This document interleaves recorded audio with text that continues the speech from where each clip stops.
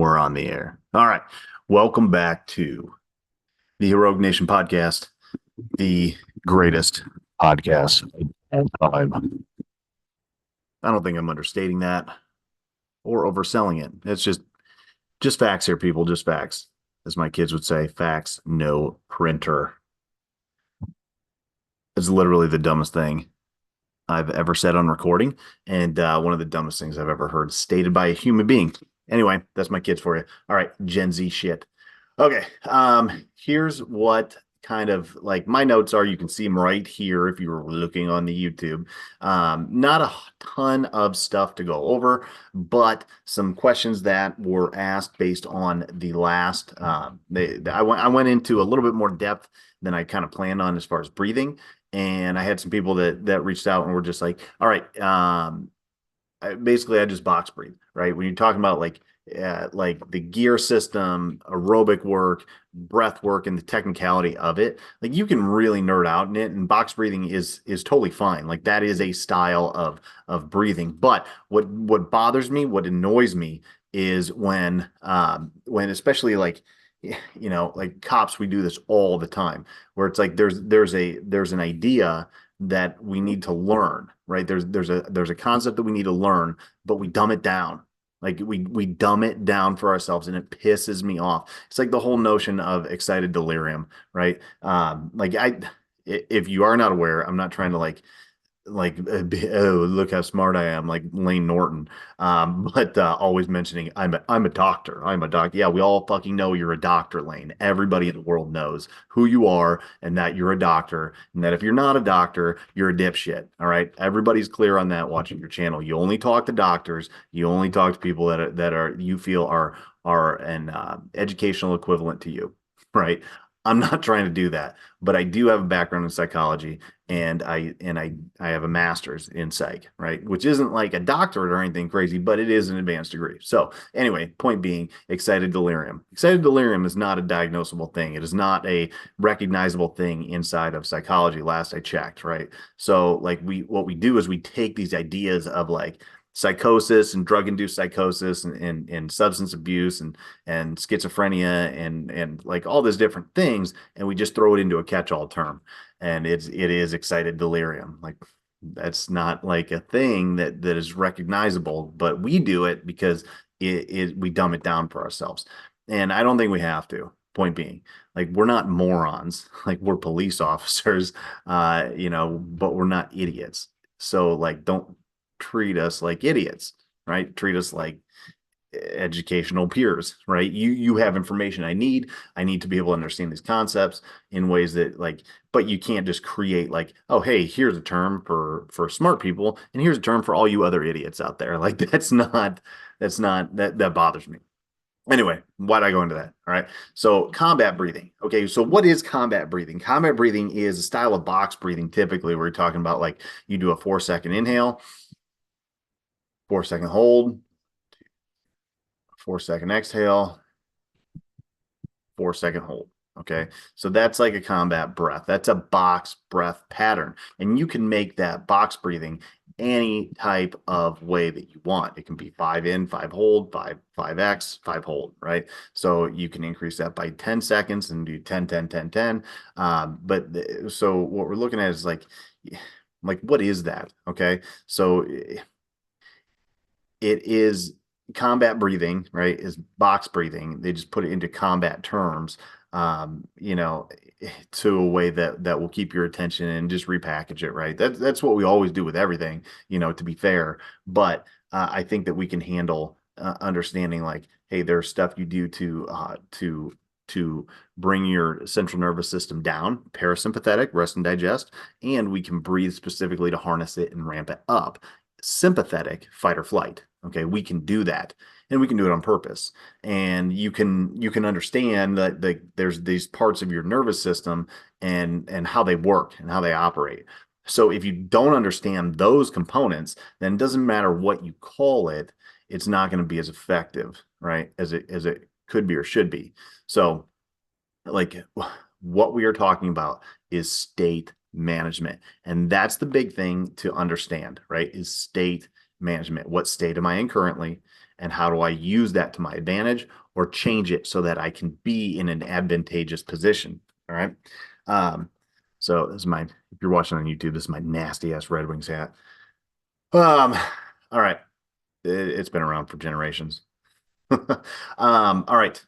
So, like understanding your state, understanding whether you want to be in that state or not, and then understanding how to change it if you don't want to be there, and then how to leverage it if you are. Like that is the thing that needs to happen, right? Am I freaking out? Do I need to freak out? Yes. Okay, cool. I'm fighting a bear. All right. So freak out, win, fight the bear. Okay. And then if you're freaking out when you're not fighting the bear, that's a problem. All right. So then you need to understand like I'm freaking out. There's no bear here. There's no person here. I'm not in a gunfight. I'm not in, a life or death, like, situation. I don't need to be here. Okay. So what do I do to harness that? Box breathing pattern is something you can do to do that, right? That's why we use those style of breathing patterns is to harness our nervous system and bring it down, right? Another style you can do is a double inhale with a slow exhale. Typically, if you exhale for longer than like I've heard it 7 seconds, but if you exhale for longer than I would say anywhere in the realm of 5 to 10 second exhale, slow exhale, especially nasal only, you're going to automatically start to crash out and access your parasympathetic nervous system, which is typically what we want to do. Like very rarely do we want to, and in specific instances, do we want to access our sympathetic nervous system on purpose. Before a lift, before we were going into like a planned fight, something like that, like where you want to like start working on superventilating and hyperventilating and getting that ramped up. Like that has its place, right? But it's for a very specific thing.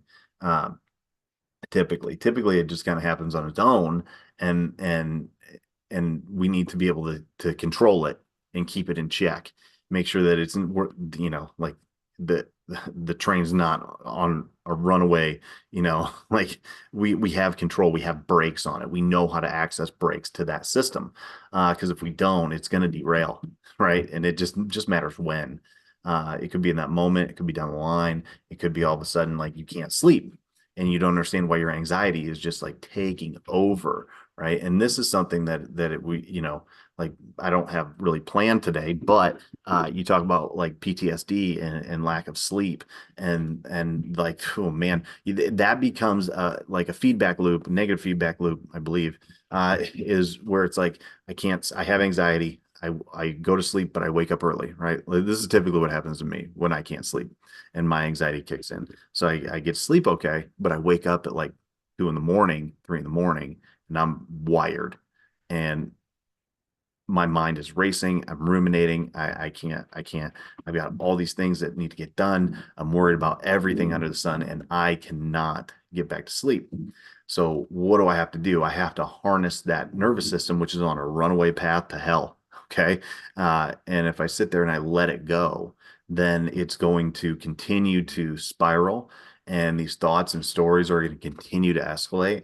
And I'm done, man. I'm done. And then you do that for like, 2, 3, 4 days, or 2, 3, 4 weeks, let's say, with like very broken 2, 3 hours of sleep a night. And what do you think is going to happen to your mental health, physical health, immune system? It's broken. Like you're going to break from the inside out, and it's starting right here between the ears. So if you do things like box breathing, slow exhales, what I have here is like double inhale and slow exhale. Okay, so that looks and sounds something like this, where you go.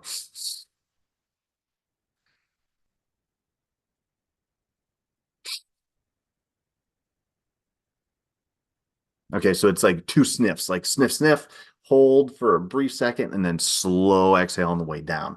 Right. This is something I use in sniper training. Okay. So when I really want to get like a cleansing breath, and find that respiratory pausing, right? Double inhale and then exhale, hold, boom, pull the trigger. Okay, so that's a specific use for this in order to calm down in a specific moment, but you can also do it just to harness things as they start to get out of control.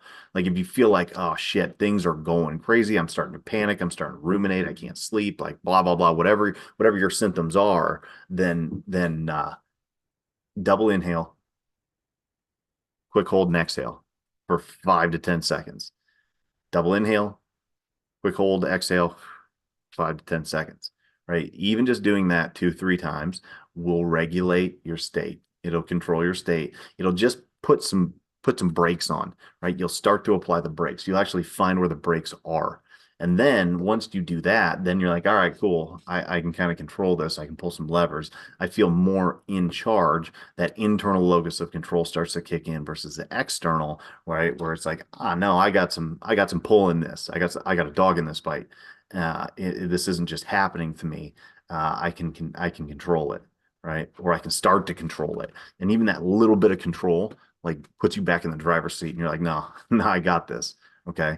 Um, so that's really really important to understand, and it's more than just combat breathing, right? Because like combat breathing, just knowing combat breathing is only going to take you so far. It's not going to really move the needle in a grand scheme, in a big picture. It won't.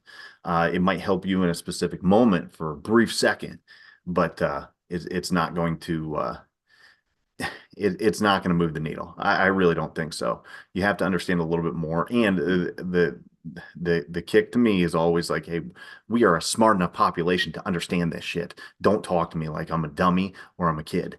Like, give me the full picture, okay, so I can understand it and I can do what I need to do, right? Um, so, all right, last thing I'm gonna say about this is cold exposure. Okay, so cold exposures are fantastic for a bunch of things, right? Both psychologically, physiologically, all of it, right? But where I think that we miss the mark, and we are so worried about the physiological effects of dopamine and neurotransmitters and all that stuff, which it does have amazing effects on that. But to me, that's secondary. Like you can listen to Andrew Huberman and find all that stuff out, right? He goes into depth on that, right? He's got numerous podcasts, numerous times he talks about cold exposures, some great stuff on there, right? Very beneficial.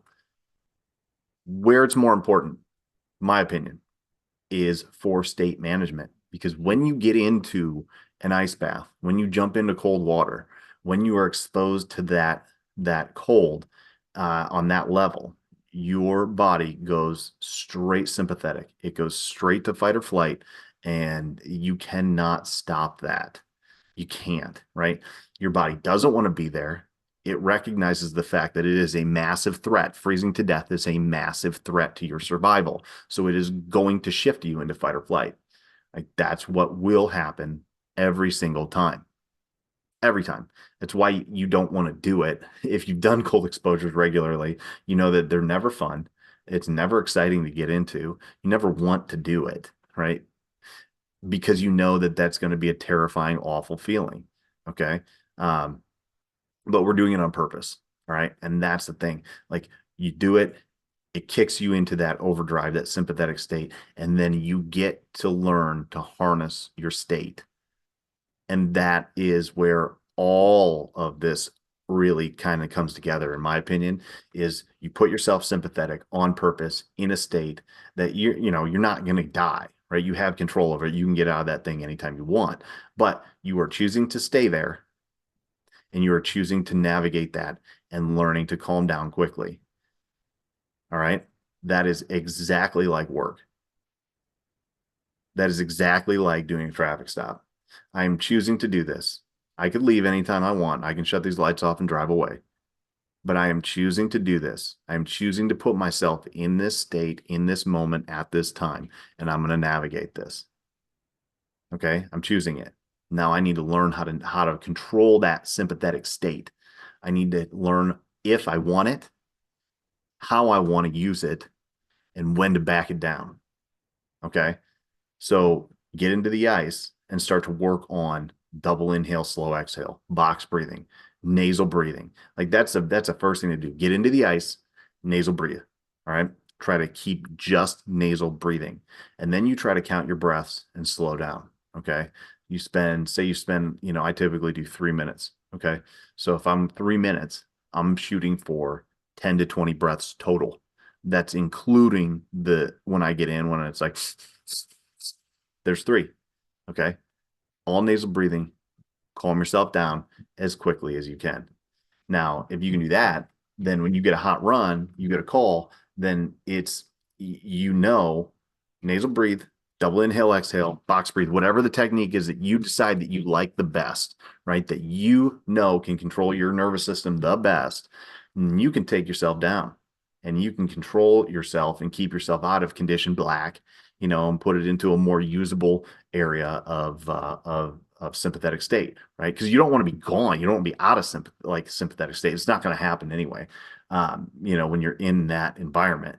But you do need to control it, right? Because maybe you need it, if we're talking about like a scale of 1 to 10. Remember, this is a spectrum. It's not it's not a light switch like on off. Okay, you're not like all sympathetic, all parasympathetic. Like it's not like that. You are always some of both. So if you think of it on like a scale of 1 to 10, let's say, right? And it's like, all right, you get a call to a run and it's shooting and you need it to be a 5, right? You don't need it to be a 1 because you're not gonna be on your game enough to navigate the stressful drive there. You need the sympathetic state. You need the things that gives you. So you don't want to be a 1 or a 0, right? You don't want that, but you also don't want to be an 11 where it's like you are just like you're out of control. Okay. Um, or you can't move, right? Because fight, flight, or freeze. All right. That happens too. We see that on the job a lot too, where it's like, why didn't you, especially new guys, like, why didn't you do anything? Deer in the headlights moment, man. Like, that's what that is. That's like your nervous system's pegged and you can't move. Okay. That's really maladaptive for what we do, obviously. But, yeah, so like you need some of it. So you have to be able to harness it, control it, bring it down to where it needs to be and leave it there. All right.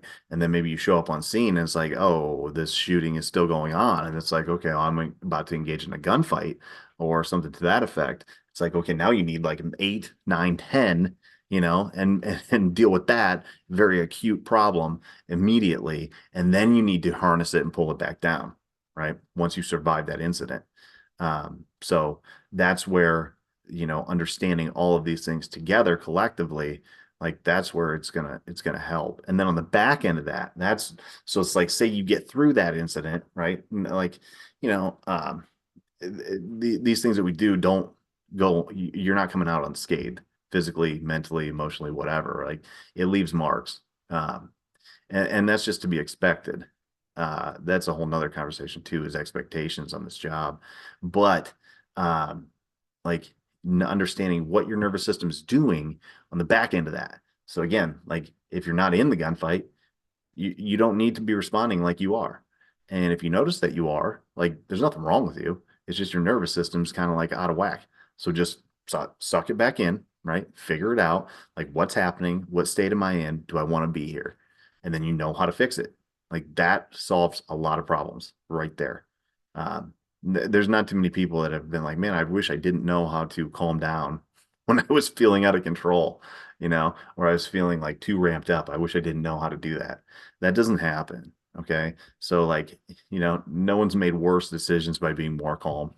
So learning how to calm yourself is and like calm yourself, like calm, when I say that, I mean calm your nervous system, calm your nervous system down, because that's like our nervous system it just dictates so much to us that we don't even really understand. And so much that I don't understand, and then it changes over time, which is like a constant puzzle that's you're always putting together. But yeah, when we talk about mental health, like a lot of it is just understanding your nervous system, I feel like, and then how you can operate better based on just understanding how to operate your nervous system, right? And the same thing goes of training. And this is something I wish I would have understood with when I was doing CrossFit, so many years ago, like a lifetime ago.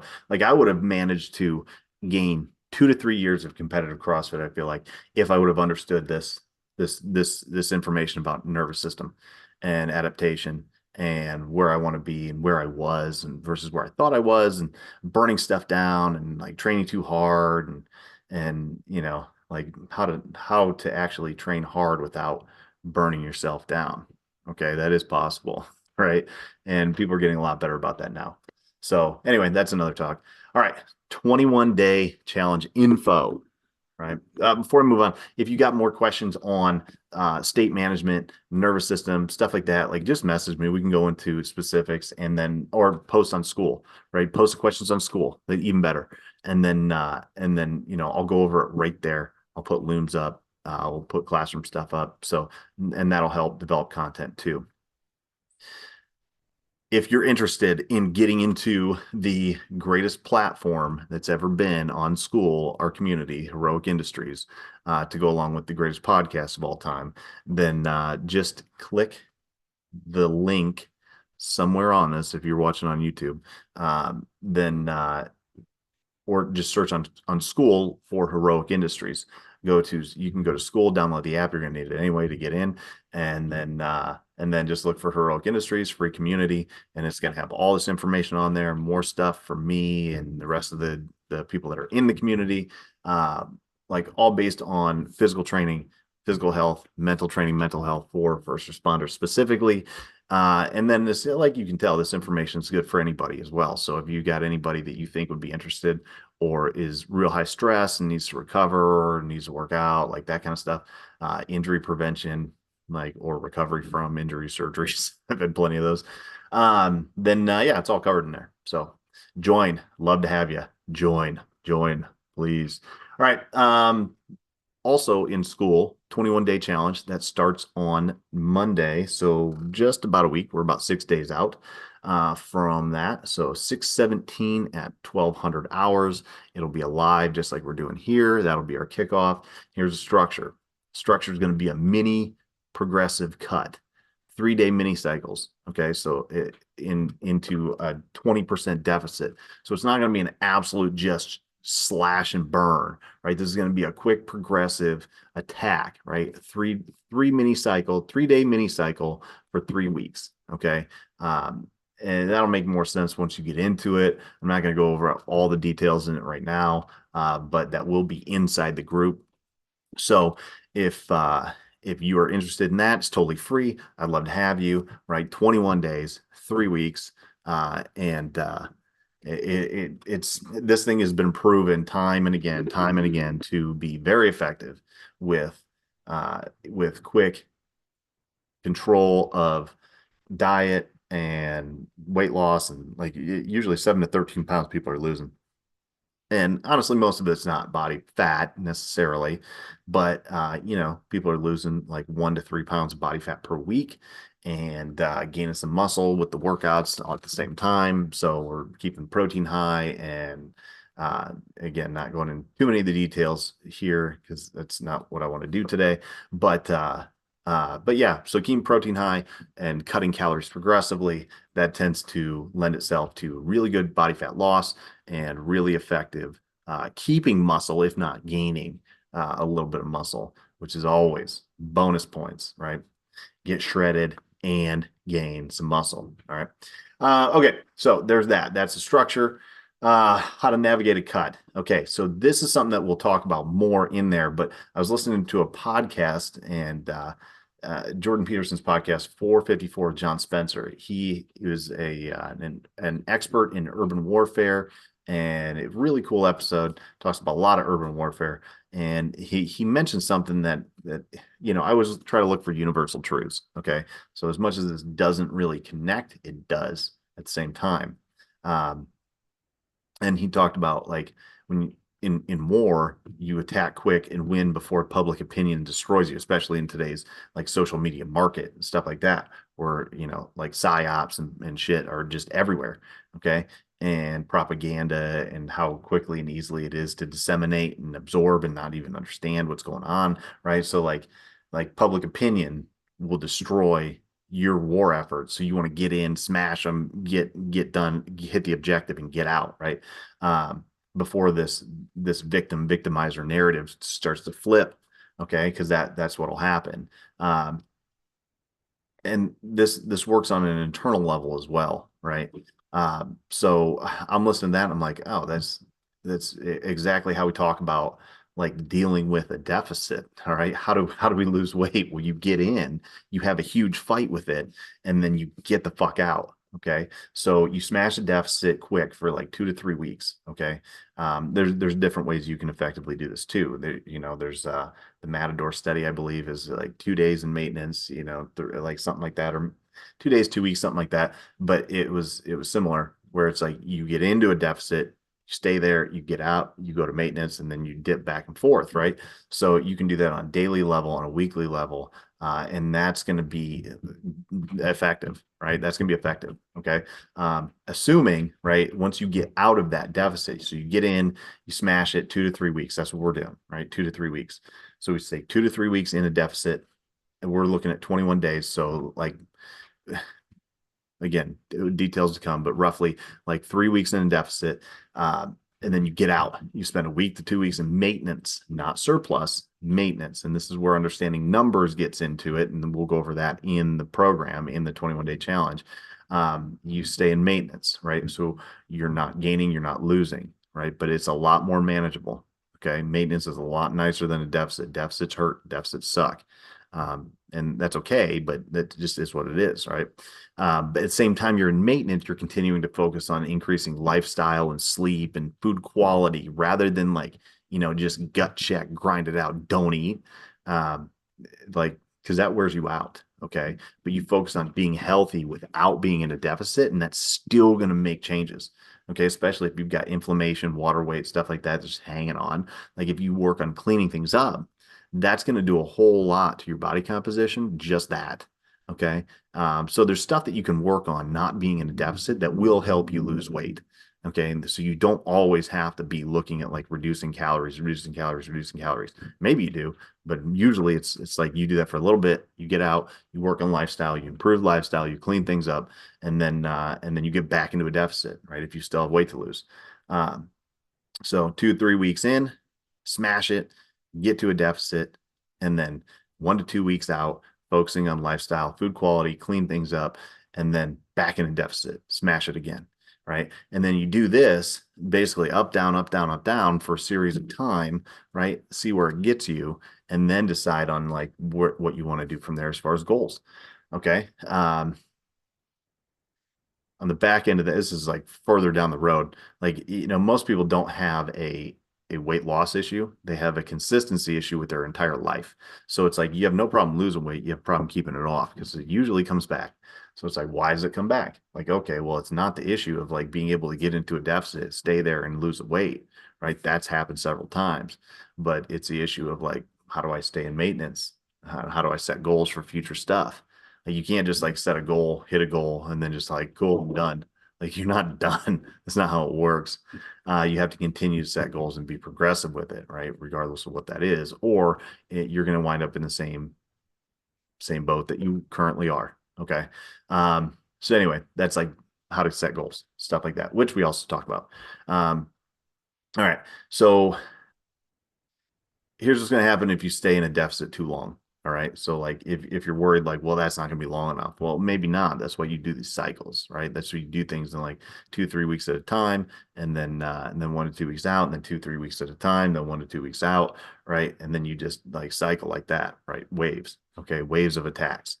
Uh, but if you just stay in a sustained deficit, all right, um, here's the things that's going to happen, right? Amongst other things, here's some things that just jump to my mind and things that I've seen and experienced myself, as well as clients, right? And athletes that I've coached and taught. You start to feel sorry for yourself. So you talk about that, like going back to that public opinion, like and how the victimizer mindset shifts. You're like, oh man, this is so hard. I'm so tired. I'm so hungry. And you start feeling sorry for yourself. Like, hey, you didn't feel sorry for yourself when you started. You were on fire about it. So what's changed? Okay. Well, you've been in it too long, right? It's kind of worn you out, right? Depending on your level of like, like discipline or willpower, whatever you want to call it, like that's a muscle too. You have to train that. That just doesn't happen. People aren't born with like super impressive like powers of will, you know. That's created over time and worked on. Okay. So you start to feel sorry for yourself. You start to give up. Okay. I'm too tired to continue to fight. Okay. That happens. And then it's like, and how does that look? It looks like, man, I'm so sick of being in this freaking place where I'm hungry all the time. I'm not happy, mad, about a million things. There's a million little irritating things that are now like really irritating because I'm fucking hungry. And I've been hungry for a month. All right. And then how many times in that state that you're in, again, state, right? Can you walk by the cookies at the office or the outpost or, have somebody like giving you food like wherever, right? Dropping off, like chocolates to the station and saying like, here, thanks for your help. Like how many times can you walk by that tray and say no? Two, three, as you get worn down, it's going to be one. And then you can be like, screw it. These are mine. And I'm off the wagon. All right. To go along with that, like the idea and concept that you deserve to have a cheat. Okay. Like you deserve it. Like you don't deserve it. Like you didn't earn it. It's not a cheat, whatever, man. Like like be an adult, right? You made a decision to have this. Like you didn't like you just decided. Like, and it does have a consequence, good, bad, or otherwise, right?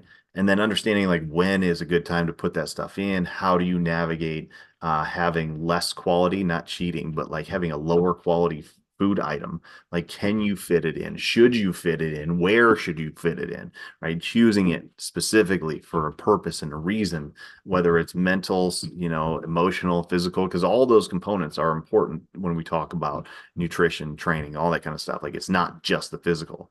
That's not just that. It's like emotionally and psychologically, I need a freaking cookie. Like, well, do you? For one, we can have that conversation, but all right, maybe, like where can we put it that's going to make sense? And like it's like taking a deload week, like, all right, do you need a deload week? At some point you're gonna, like you're gonna need to take a break from what you're doing and do something different. Like that looks different for everybody based on training and stuff, but like you're gonna need it. You can't just do the same thing forever. That's why sports have seasons, stuff like that. That's why baseball players that play all year round have Tommy John surgery, right? So like that's why those things happen. This is again natural laws and universal rules, right? Universal things that are all common. Okay. You need a break. You got a break. You got to do something different. Like where can you put in a cookie or a lower quality meal or a pizza or whatever, man? Like you can do it. It is possible. I do it. Okay. So, um, like, where can you put it? All right. So I deserve something. Like, nah, go screw off. Like, you don't deserve it. Nobody deserves anything. Um, but the idea of like, yeah, you don't deserve it, but you do need a break and you have worked hard, so like, where can you put it that's going to make sense? For reinforcement. But the idea that you deserve something just because you've worked hard, like, no, that's not like a real thing. That just leads to like all kinds of bad stuff, right? All right. So last couple things. Losing focus and losing interest. This is where we talk about motivation. Motivation is really high at the beginning of a journey and it's really low at the end, like not even at the end, like in the middle typically. Like this is where we start looking at the problem of the middle. So like I guarantee this will happen. We start this 21-day challenge and it'll go gangbusters for a week, right? 7 to 10 days. When we hit that 10-day point, it'll be like people just crap out and fall off. It is the problem of the middle. So it doesn't matter if it's a 21-day program or a 21-week program or a 21-year program. When you hit that midway point, people freak. Okay. Just what we do. All right. Think about a workout that you've done. Right. This used to happen in CrossFit to me all the time. Right. It's an 8-minute AMRAP, 8 minutes, as many rounds and reps as possible in 8 minutes of whatever. Pick movement, doesn't matter. Okay. When I hit the 4-minute mark, you're like, oh, geez, I'm too far away from the beginning for it to be really fun anymore. It now burns and hurts, and I'm too far away from the end to really see the light at the end of the tunnel. So I gotta just continue to hurt, right? You can't lose focus. Okay. So if you stay in a deficit for too long, the middle becomes, it becomes very hard to navigate because you don't see an end. And you don't understand a bigger picture. It's like, oh, I just need to keep working and keep going. Like there's, and with that, there's probably no plan either. Okay. So what happens then? What happens then is you pick up your phone and you start looking at things, and all of a sudden you're getting advertised to by all kinds of other shit. And then you're like, oh, this looks good. This guy looks good. This good looks good. This program looks nice. Like maybe that'll help me. Maybe that'll be the thing. I do it. Like I don't even realize I'm doing it. And I'm like, no, I need to stay the course and do what I'm doing. Right. Stay the course, do what I'm doing. Like punch the clock, finish my program. Punch the clock, finish what I said. Right. That's where it goes back to goal setting and knowing what the purpose is, knowing what the duration is, knowing what the all these details, right, about it. So if we just like head into something where it's like, man, let's see how it goes, like it's probably gonna suck.